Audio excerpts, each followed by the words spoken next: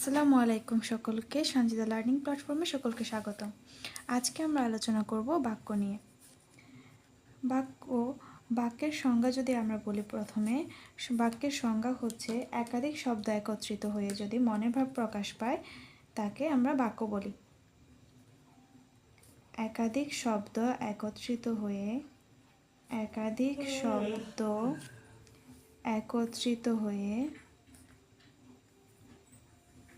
মনের ভাব প্রকাশ করলে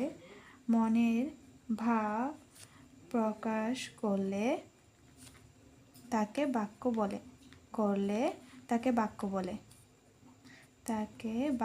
বলে।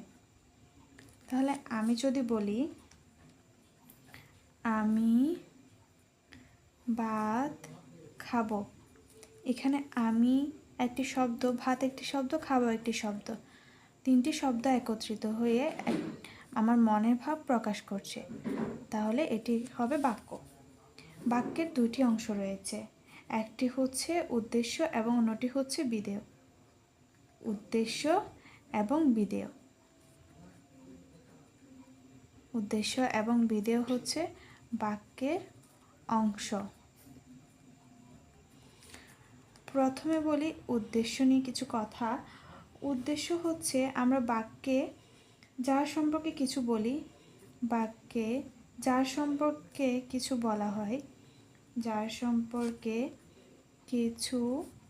বলা হয় সেটি হচ্ছে উদ্দেশ্য।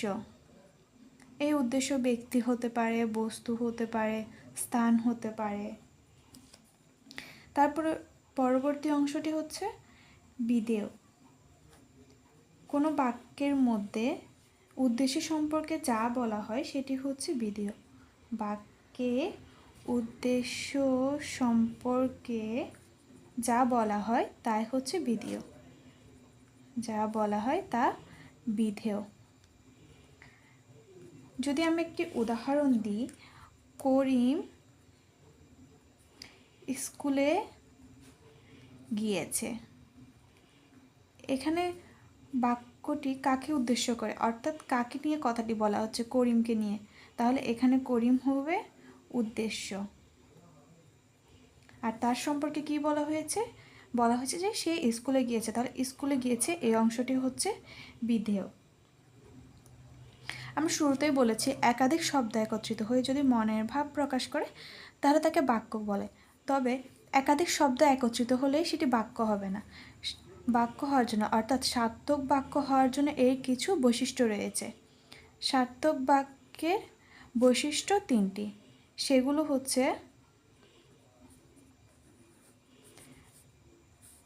আকাঙ্ক্ষা, আসক্তি আর যোগ্যতা। আকাঙ্ক্ষা, আসক্তি আর হচ্ছে যোগ্যতা। প্রথমে যদি আমি আকাঙ্ক্ষার সংজ্ঞাটা লিখি, সেটি হবে বাক্যের অর্থ পরিষ্কারভাবে বোঝার জন্য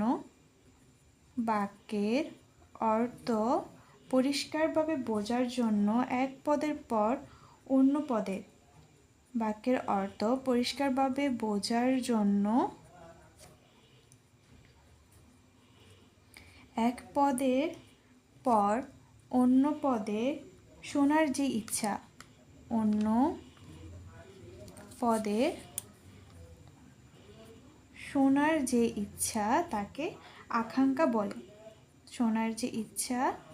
তাকে আকাঙ্ক্ষা বলে। যেমন আমি যদি বলি সূর্যের চারদিকে এতটুকু বলে যদি আমি থেমে গেলাম, এখানে কি আমার শোনার আগ্রহ, মানে আমি যাকে বলছি তার মধ্যে একটা আগ্রহ তৈরি হবে যে সূর্যের চারদিকের উপর কি হবে, এটা জানার একটা আগ্রহ তৈরি হবে। তো আমি যদি এটাকে পরিপূর্ণ করে বলি সূর্যের চারদিকে পৃথিবী ঘুরে, তাহলে এখানে যে তার জানার একটি ইচ্ছা তৈরি হয়েছে, আকাঙ্ক্ষা তৈরি হয়েছে, সেটি যদি আমি পরিপূর্ণ করে ফেলি, অর্থাৎ তার আকাঙ্ক্ষাকে যদি পরিপূর্ণ করি, তাহলে সূর্যের চারদিকে পৃথিবী ঘুরে এটি বলে দিই, তাহলে এটি তার আকাঙ্ক্ষা পূরণ হবে এবং এটি একটি সার্থক বাক্য হবে। এর পরবর্তী যে বৈশিষ্ট্য রয়েছে সেটি হচ্ছে আসত্তি।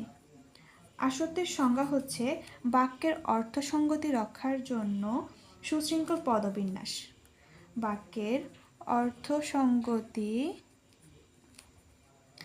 রক্ষার জন্য সুশৃঙ্খল পদবিন্যাসকে আমরা আসত্তি বলি। সুশৃঙ্খল পদবিন্যাসই আসত্তি।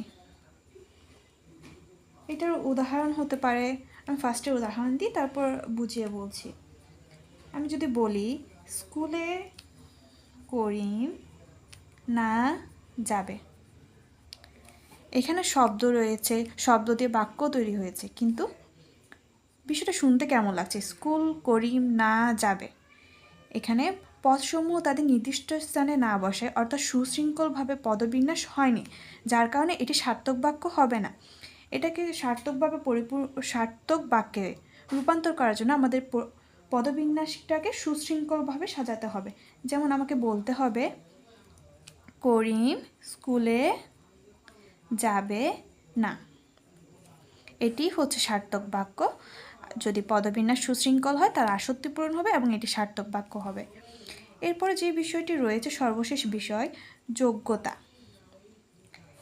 যোগ্যতা সংজ্ঞাটা ফার্স্টে বলি, সেটি হচ্ছে বাক্যস্থিত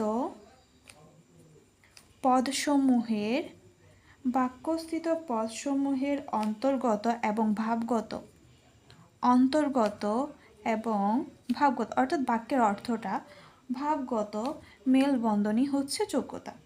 মেলবন্ধনকে যোগ্যতা বলে। এটার উদাহরণ হতে পারে মাছ আকাশে ওড়ে। মাছে কি কখনো আকাশে ওড়া সম্ভব? কখনোই নয়। তাহলে এর যে ভাবগত অর্থটা রয়েছে সেটি সঠিক নয়, যার কারণে আমরা বলতে পারি এই বাক্যটির যোগ্যতা নেই, অর্থাৎ এটি সার্থক বাক্য কখনোই হবে না, সার্থক বাক্য নয় এটি। একটা জিনিস লক্ষ্য করো, এখানে মাছ আকাশে উড়ে, এটা কিন্তু আকাঙ্ক্ষাও পূরণ হয়েছে এবং পদবিন্যাসও সুশৃঙ্খল রয়েছে, অর্থাৎ এর আসত্তিও পূরণ হয়েছে, কিন্তু ভাবগত অর্থ ঠিক না থাকায়, এটি যোগ্যতা না থাকার কারণে এটি সার্থক বাক্য নয়। ধন্যবাদ সকলকে এতক্ষণ ধরে ভিডিওটি দেখার জন্য। পরবর্তীতে আমরা বাক্যের প্রকারভেদ নিয়ে আলোচনা করব। আসসালামু আলাইকুম।